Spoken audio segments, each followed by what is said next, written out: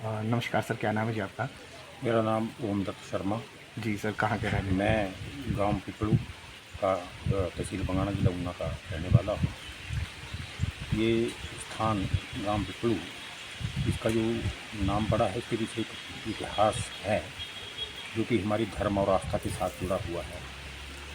ये स्थान पहले बिल्कुल यहाँ जंगल था, कोई आबादी आसपास नहीं थी और यहाँ पास में मुसलमान लोगों की बस्ती है और इस गांव का पुराना जो नाम था वो झगरोट था। तो यहाँ एक घटना घटी कि यहाँ पिपलू जो वर्तमान में ये स्थान बिल्कुल पहाड़ी की चोटी पर है, इसके ठीक नीचे हटली नाम का गांव है और हटली में महेड़ नाम की एक बस्ती है। वहाँ पर एक किसान था जिसका नाम था उतरू। वो बड़ा सीधा साधा सरल स्वभाव का और भगवान का भक्त था। तो रात को उसको एक बार स्वप्न हुआ कि मैं भगवान विष्णु का रूप नृसिंह रूप में, ठाकुर रूप में जंगल के बीच में झाड़ी के नीचे शिला रूप में विराजमान हूँ और मुझे आप वहाँ से निकाल करके उस शिला को पिपलू यहाँ झगरोट में, जहाँ ये आप पीछे पीपल देख रहे हैं, ये पीपल बिल्कुल सूखा हुआ था, उस सूखे पीपल के नीचे मेरी स्थापना करो। तो सुबह जब उतरू वो किसान उठा और उसको सपने की बात याद आई तो वो अपने साथियों के साथ होकर के, जहाँ उसको किसी शक्ति ने, देवता ने बताया था, उसके अनुसार उस स्थान पर पहुँचा जंगल में और वहाँ खुदाई की।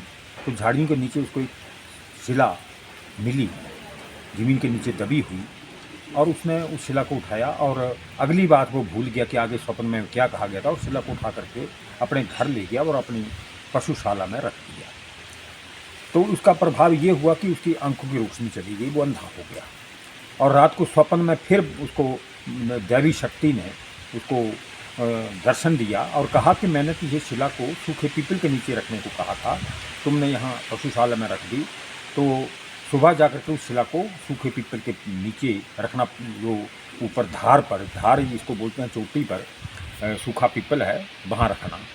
तो सुबह जब उतर उठा, उसने क्षमा याचना भगवान से की और उसकी आंखें ठीक हो गई और शिला को सिर पर उठा करके अपने गांव के साथियों के साथ यहाँ इस स्थान पर पहुँचा, जहाँ पर कि वर्तमान में ये बहुत बड़ा पुराना पीपल लहलहा रहा है। ये उसमें बिल्कुल सूखा था और बिल्कुल ठूंठ बन गया था और उस पेड़ के, इस सूखे पीपल के नीचे उसने शिला को रखा। और इस शिला के रखने का प्रभाव ऐसा हुआ कि कुछ ही दिन में ये पीपल जो सूखा बिल्कुल था वो हरा भरा, उसमें कोपलें फूटने लगी, नए पत्ते आ गए, टहनियाँ निकल आई और ये बिल्कुल हरा भरा हो गया, जो कि आज भी यहाँ आप इसको साक्षात इसका दर्शन कर सकते हैं।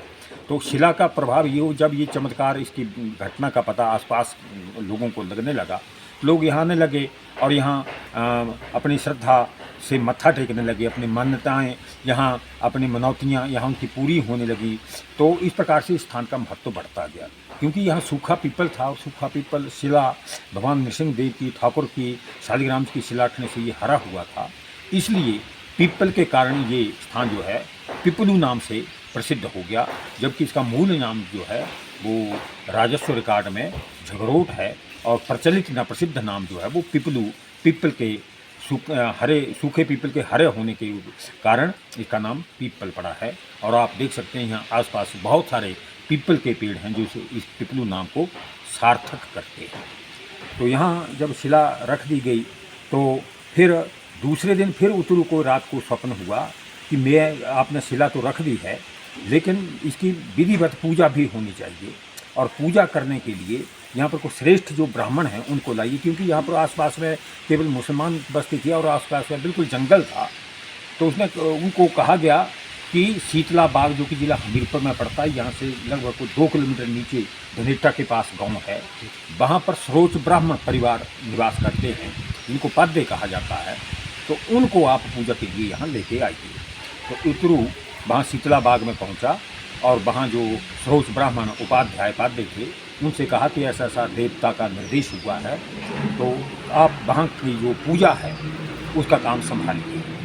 तो हमारे जो पूर्वज थे वो यहाँ आए और उन्होंने यहाँ पूजा करना शुरू कर दी, क्योंकि आसपास में कोई बस्ती नहीं थी। तो वो सुबह आते, पूजा करते और वापस चले जाते।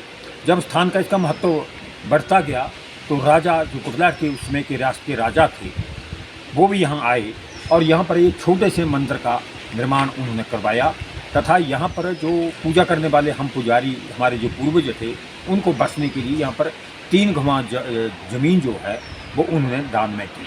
तो इस प्रकार से हमारे जो पूर्वजों के जो परिवार थे वो यहाँ पर आकर के बस गए और शीतला बाग से आकर के और यहाँ पर स्थायी रूप से रहने लगे। तो ये घटना जो है पीपल तो ये लगभग मैं समझता हूँ कि लगभग 500-700 साल पुराना है, लेकिन ये जो घटना है ये ऐसा माना जाता है कि 18वीं शताब्दी से के आरंभ में लगभग 300-350 साल पुरानी ये घटना है और तब से ये शिला इस पीपल के पास विराजमान है और ये पीपल आज भी विद्यमान है। आज भी हज़ारों लोग यहाँ आते हैं, दूर दूर से लोग आते हैं और वार्षिक मेला जो कि निर्जला एकादशी के दिन होता है। साल में निर्जला का एकादशियाँ तिथि तो लगभग 26 आती है, लेकिन निर्जला एकादशी उनमें विशेष होती है और उस दिन यहाँ पर मेले का आयोजन किया जाता है। और ये अब तो सरकार द्वारा ये मेला जिला स्तरीय मेला घोषित किया जा चुका है और इस मेले में केवल ऊना ही नहीं बल्कि हमीरपुर, कांगड़ा, बिलासपुर और यहाँ तक पंजाब और हरियाणा, दिल्ली तक के श्रद्धालु जो हैं वो मेले में हज़ारों लाखों की संख्या में भाग लेते हैं। 3 दिन तक ये मेला चलता है और हज़ारों लोग यहाँ आकर के अपनी मन्नत मत्था टेकते हैं और अपनी श्रद्धा व्यक्त करते हैं और यहाँ पर आकर के अपने पशुओं की, अपने घर परिवार की सुख समृद्धि के लिए यहाँ कामना करते हैं और उनकी कामनाएं पूरी भी होती हैं। सर, इस बार जो मेले का आयोजन है वो किस तरह से होगा और कौन कौन से मुख्य अतिथि इसमें शामिल हो सकते हैं? मेले का जो आयोजन है वो ये पारंपरिक रूप से यहाँ होता है। तो मेले के आयोजन में ऐसा है कि क्योंकि जिला स्तरीय मेला घोषित है तो यहाँ परंपरा के साथ साथ जो प्रशासनिक जो गतिविधियाँ प्रशासन की ओर से भी ऐसा है कि क्योंकि जिला स्तरीय मेला घोषित है तो यहाँ परंपरा के साथ साथ जो प्रशासनिक जो गतिविधियाँ प्रशासन की ओर से भी मेले में सहयोग किया जाता है और जिसमें कि यहाँ ऐसा ही संभावना है इस बार कि हो सकता है कि हमारे माननीय विधायक यहाँ बिक्कू जी तो यहाँ उपस्थित रहेंगे ही।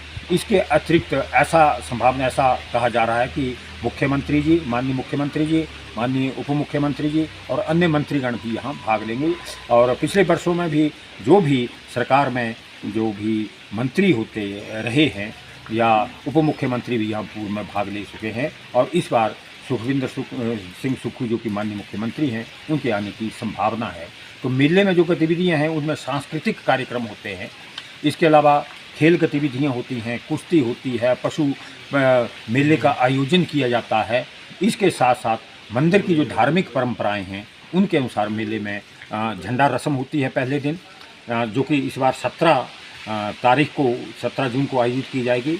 झंडा जो है वो चढ़ाया जाएगा, हवन होता है और हवन की पूर्णाहुति के अवसर मुख्य अतिथि महोदय जो भी चाहे मंत्री हों चाहे कोई अन्य अधिकारी हों वो उनके कर कमलों के द्वारा ये रस्में आयोजित होती हैं। और उसके बाद फिर शोभा यात्रा निकाली जाती है जिसमें सभी प्रशासनिक अधिकारी, सभी नेतागण और सभी लोग जो हैं उसमें भाग लेते हैं और पूरे मेले के क्षेत्र की परिक्रमा करके मंच तक वो पहुँचते हैं और विभिन्न कार्यक्रमों का जो आयोजन होता है, प्रदर्शनियाँ आयोजित होती हैं। भव्य रूप से, पारंपरिक रूप से भी ये और ऐतिहासिक रूप से भी ये महत्वपूर्ण पर्व जो है वो निर्जला एकादशी के दिन मेले के रूप में मनाया जाता है।